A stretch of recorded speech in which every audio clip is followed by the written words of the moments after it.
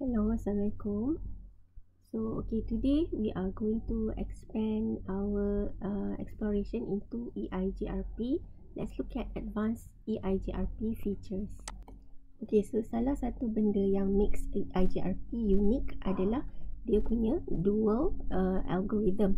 So, berbeza dengan distance vector routing protocol yang lain, contohnya RIP. Kalau RIP, dia hantar update secara periodik, tetapi Eigrp dia hanya hantar bila perlu sahaja. Maksudnya kalau ada pertukaran dalam topologi. So dekat sini dalam Eigrp ada beberapa timers yang memainkan peranan yang penting. So we know that Eigrp routers will send hello packets untuk see if the neighbor is up or down. So untuk kita hantar hello packets ni, kita ada timer. So timer ini dipanggil hello timer. So nama simple lah, hello timer adalah timer yang menentukan berapa kerap kita hantar hello packet to determine whether the neighbor of that Eigrp domain is up or down. And then after that, kita nak tentukan keadaan ataupun validity route. Kita ada hold timer. So the hold timer is the amount of time Eigrp deems the router reachable and functioning. Right, so tadi kita hantar hello every few seconds. After that, kalau kita tak terima hello, receive the reply from the hello, so we have the hold time. So kita kena tunggu berapa lama sebelum kita declare the neighbor is down. So ini untuk trigger kita punya dual algorithm lah, untuk kita cari path yang baru. So the default is the hold time will be 3 times of the hello interval. So ada value lah, nanti kita tengok hello timer dengan hold time ni dia ada default value. Even if in the lab also you have done some configuration to change the hello and the hold time. So basically the hello ada satu value yang default, the hold time adalah 3 kali ganda. Dan dia tengok pula keadaan topologi ataupun line apa yang dipakai, ikut speed dia. So the hold time decrements and upon receipt of a hello packet. So let's say kita tengah on kan hold timer. So dia akan decrement every second.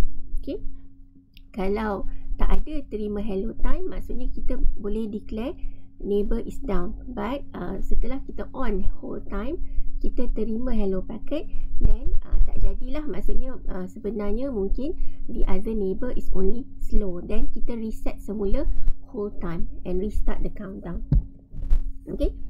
But if the hold time reaches 0, tak terima hello packet, then Eigrp can declare the neighbor unreachable ataupun down. So now dia akan trigger the dual algorithm untuk cari path baru for a topology change. So that's how the hello and hold timer plays an important role untuk bagi Eigrp ni some fast convergence. So apa efek kalau kita modify hello and hold time intervals ni adalah basically dia akan mempercepatkan convergence time lah. So bila kita kurangkan the hold time dengan hello time ini, so lagi cepat lah the triggered update apabila suatu path itu down. So kita tengok dalam topologi yang ini. Contohnya router 5 ni perlukan jalan nak ke network 10.1.1.0. Bila this is the successor lah, ini considered successor. Kalau kamu tengok dari segi metrik kan, yang ni paling pendek lah, 10-10, which is 20 berbanding dengan ni 9, 19, 29 ataupun 25. So ini adalah successor.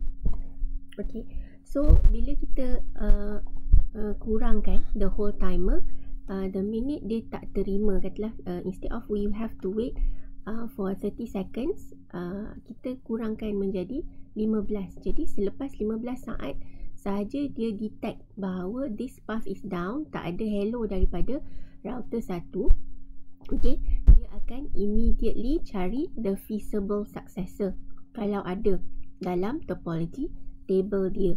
Okay, so katalah contoh yang ni 29 dengan 25. Okay, so most probably dia akan ambil router 4 lah. Okay, but what I want to describe here adalah the minute they look in the topology table, if there is a feasible successor, the feasible successor akan terus jadi the successor. Kemudian dia akan run semula the dual algorithm untuk cari the feasible successor. Okay, so ini mula-mula successor, ini feasible successor, let's assume. Okay, yang ini bukan apa-apa, kan? Ada 3 path.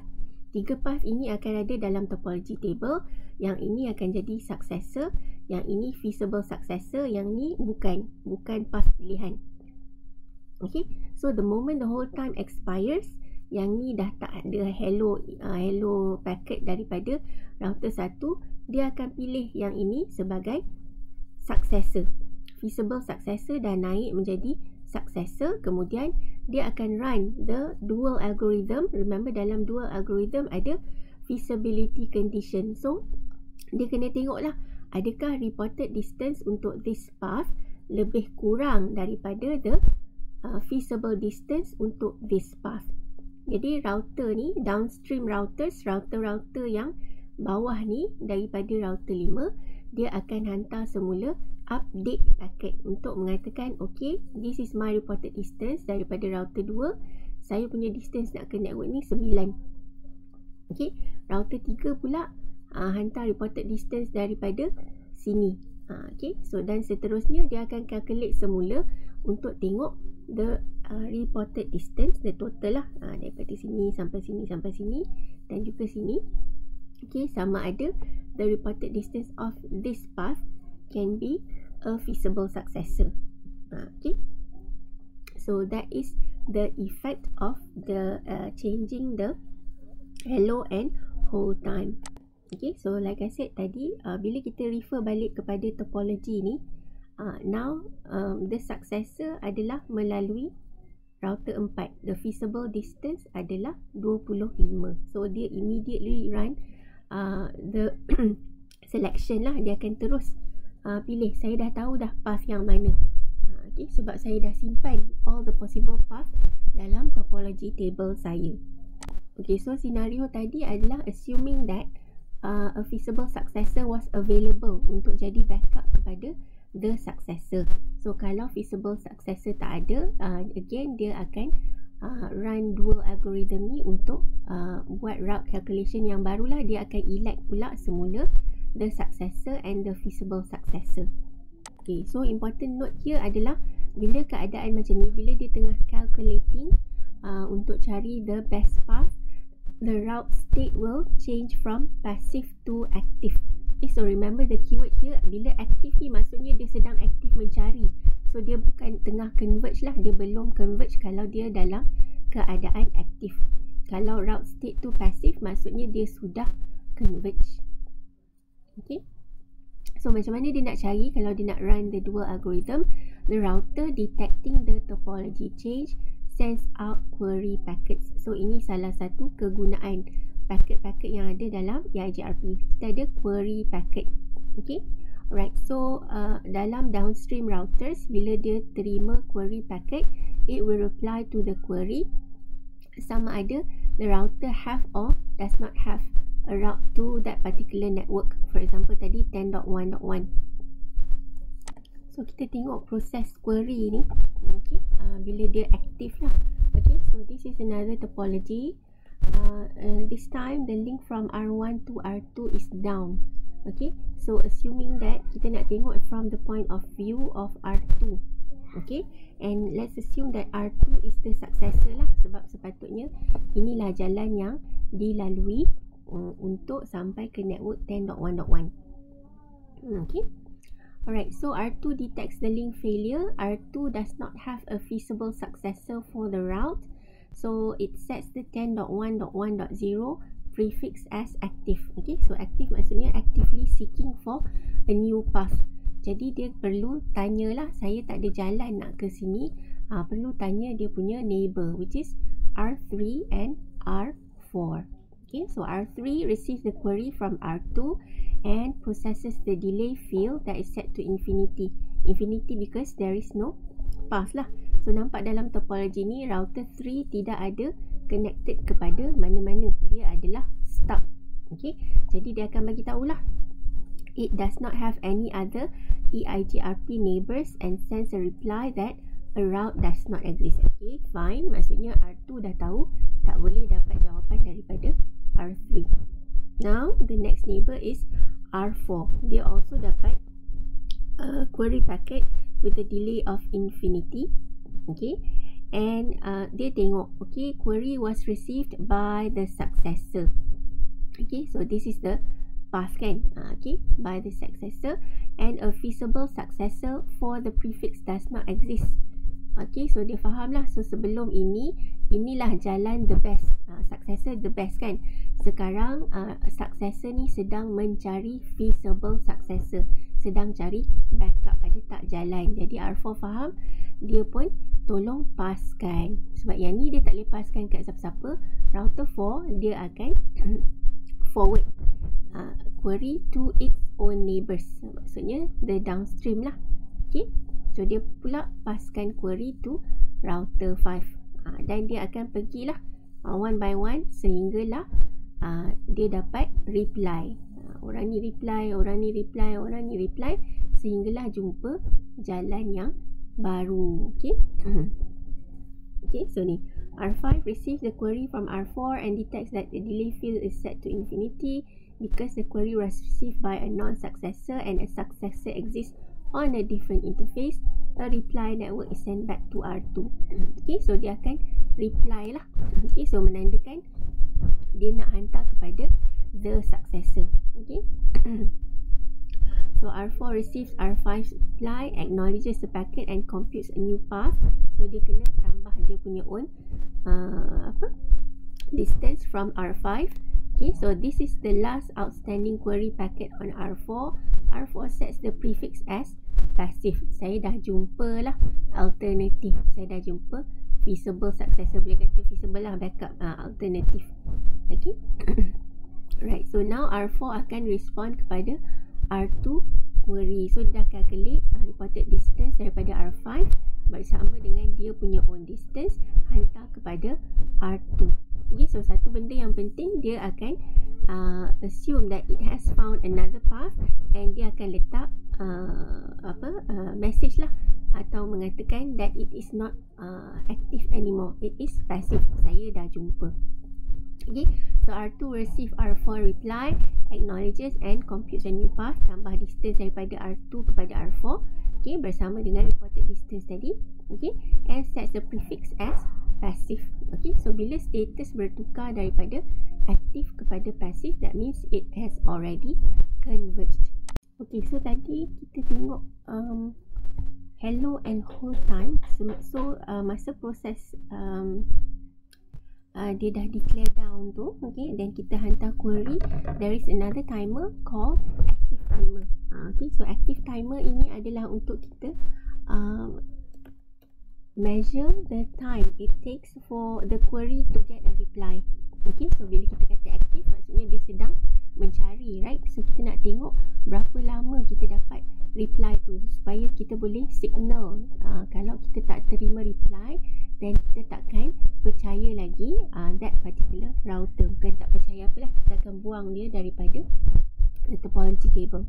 Alright, so this is called active timer, and the value adalah 3 minutes or 180 seconds. So sampai the value adalah 180, tetapi dia akan tunggu half of the active timer, which is 90 seconds for a reply. Okay, so selepas 90 saat tak terima reply daripada query, okay, the originating router will send a stuck inactive query. Okay, so tak terima lagi ni, lambat. So macam seolah-olah kita nak cakap boleh ke dapat jawapan sebenarnya. So it sends a stuck inactive query. Okay, alright. So stuck in active query, orang yang terima tu maksudnya dia dapat message lah, tolong cepat sikit bagi jawapan kan. So saya dah tanya soalan, is there a possible path, so can you please answer me. So it should respond within the 90 seconds lah. Okay, daripada 180 kan, dah halfway, it should respond. Kalau dia tak response and the timer expires, then Eigrp deems the router stuck inactive and it deletes all routes from that particular neighbor. Okay, so itu effect dia lah. Alright, sebab dia tak jumpa jawapan. Okay, tak nak keep on being inactive status. Okay, jadi kalau tak terima jawapan daripada downstream router, kita buang dia lah. Kita tak perlu tunggu, sebab kemungkinan kita ada neighbor-neighbor yang lain yang sudah pun beri jawapan. Jadi kalau kita buang neighbor yang tak beri jawapan dan neighbor yang lain dah bagi jawapan, we can change our mode into passive. Dah kira converge lah. Okay, so itu effect the SIA timer. Next, kita tengok route summarization. Also features yang kamu dah tengok pun dalam lab yang kamu buat. Okay, so when this summarization is significant adalah bila routing table kita menjadi bigger and bigger. Effect routing table entry yang banyak ini, dia akan menjadikan proses decision making sangat tedious dan lambat. Memory juga perlu banyak untuk kita simpan banyak entry dalam routing table. Okay, jadi untuk network yang besar, it is more scalable to keep a minimum entry in the routing table. So kita nak decrease kita punya routing table entry to decrease convergence time. Okay, so ni salah satu contoh lah, guideline lah basically. From the point of view dekat router tu, kat mana yang kita perlu summarize. Alright, so daripada access layer, distribution and the core. So where should we summarize? Contoh lah di sini, ni core ni, dia ada network semua kat sini. Bila dia nak passkan kepada the next core layer, dia summarizekan route yang dia ada. Tu contoh satu. Another example adalah di distribution layer, dia tahu route nak ke sini dan nak ke network ini. So when it want to pass this routing table entry, dia summarizekan to the upper layer, to the core layer. Okay, so itu cara kita nak view kat mana kita nak letak summarization ni. Another way, instead of using hierarchical, kita tengok dari segi network yang besar, is actually we can also do an interface specific summarization. Okay, so for example here, kita ada interface ini kan. Okay, then kita ada dua interface connected to router 2. One is 16.12, another is 16.23. Okay, so kita boleh summarize kan untuk reach both of these. Tetapi basically it must match lah. Maksudnya this it must be able to match these two. Okay, so the summary aggregate prefix is not advertised until a prefix matches it. Okay, so command dia inilah, between the classic and the name. You've seen in the lab lah, so better you see in the lab sheet daripada saya cover di sini. Okay, next I want to introduce the concept of stub routers. Okay, so stub routers are routers that do not forward Eigrp learn routes to other neighbors, and more importantly, non-stub routers do not send query messages to stub routers. Okay, so dalam case stuck inactive tadi, bila kita hantar query dan tak ada reply, okay, so untuk topology yang router yang hanya ada satu jalan sahaja, lebih baiklah kita declare this router as a stub router. Kenapa? So that when there is active mode going on, we do not send query to that particular router, sebab we know that they do not have any reply. Okay, contohlah dalam topology di sini. Okay, router 1 is actively seeking for an alternative path untuk nak ke network ini sebab dia dah ada successor yang down. So let's say dia akan hantar query kepada downstream routers, router 2 akan tengok macam tadi kita tengok dia punya infinity status, and dia pun akan jadi aktif, dia akan hantar query. Okay, so let's say this router also says okay, I'm going active, I want to send query to this router, and you know that this router which is router 5 is only connected to router 3. There are no other routers connected to it. Jadi obviously it will not find an alternative path for this network. Dia takkan bagi jawapan. Sama juga dengan router-router ini. If you send a query, you will not receive a reply anyway. Jadi it is more productive untuk kamu declare sebagai that they are stub router. Jadi bila something happens to the upstream, you will not send query to these stub routers because you know you're not going to get reply. Jadi kamu dah jimatkan bandwidth, jimatkan masa untuk reach convergence. Okay, so it saves CPU cycles and bandwidth and speeds up convergence. So itu kegunaan stub router.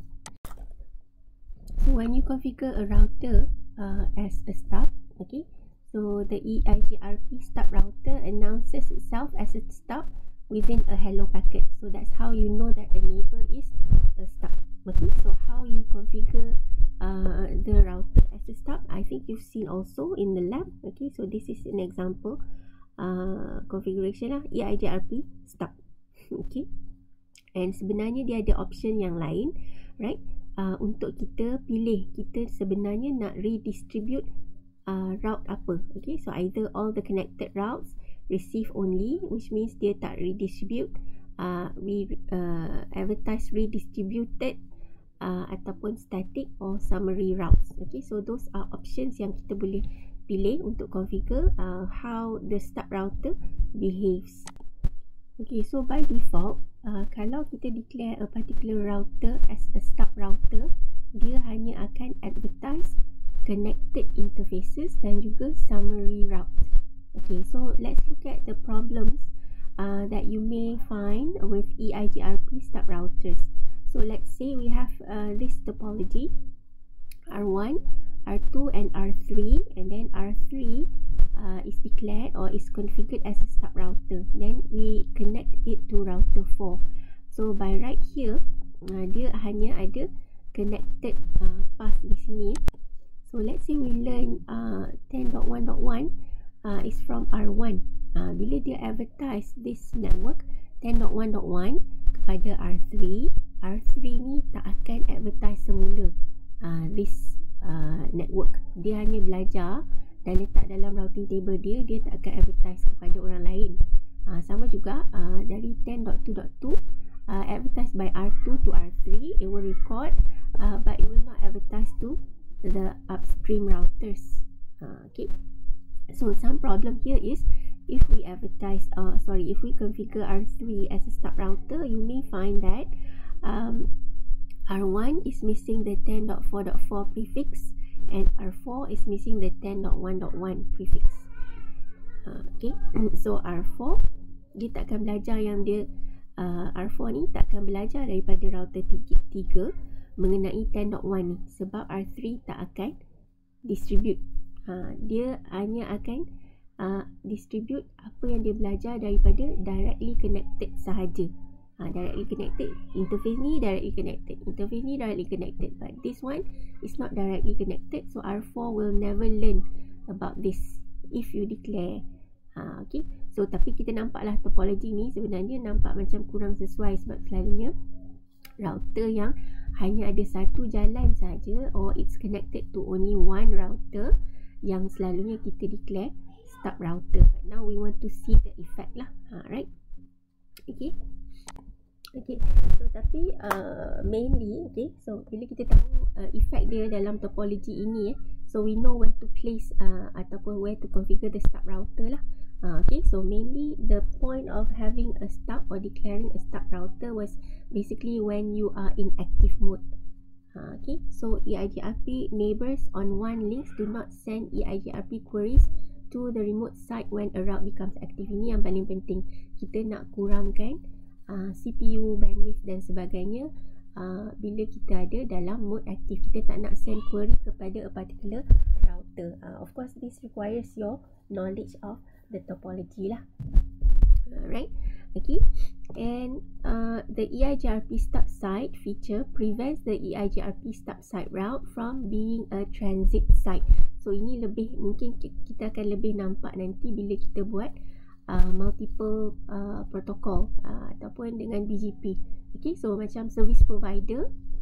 Okay, so let's say we have a router yang connected to two different AS ataupun to two different service provider. Kita company, kita hire dua service provider sebagai backup lah. Jadi kita tak mahu company kita ni menjadi transit. Jadi service provider tak tahu nak jalan ke nak sesuatu network that belongs to the other service provider, dia akan hantar entry ataupun query kepada router kita. Kita tak nak, sebab kita bayar duit untuk servis diorang, bukan kita tolong jawabkan query diorang. Okay, so then we can declare our router as a stub router because kita hanya learn routes daripada service provider. Okay, so itu kebaikan dia on wider scale lah, on one consideration. Okay, next let's look at route filtering. Okay, so just a little bit about the concept of route filtering. It's basically how you control what are the routes that you advertise to the other network lah. Okay, so kita boleh gunakan route filtering menggunakan beberapa mechanism. One, you've already seen access control list when you do ITT651. Then we also have prefix list. It's basically kita organisekan lagi access control list ni ke dalam satu data structure lah basically. Also then we have route maps. Yang ni ada hala lah, kita ada direction of where we want to distribute or filter. Okay, then juga kita ada gateway IP addresses lah, or where we want traffic kita keluar. Kita boleh tukarkan the different gateway so that kita halakan traffic ke different pintu keluar. Okay, so basically what the effects of route filtering ni adalah kita control lah routing table entry. Okay, for example here we have the before. Okay, so kita ada beberapa entry yang panjang, and when we enter our route filtering, depends lah, distribute list ke prefix list ke. Okay, then the routing table will become like this. So it becomes shorter, okay, compared to the previous one. Okay, simply by applying this prefix list. Okay, so prefix list ni dia ambil the access list. Okay, and we ada specific format lah, so we are going to learn the specific format later on. Okay, but that's the effect. Okay, that's it for this section of Eigrp.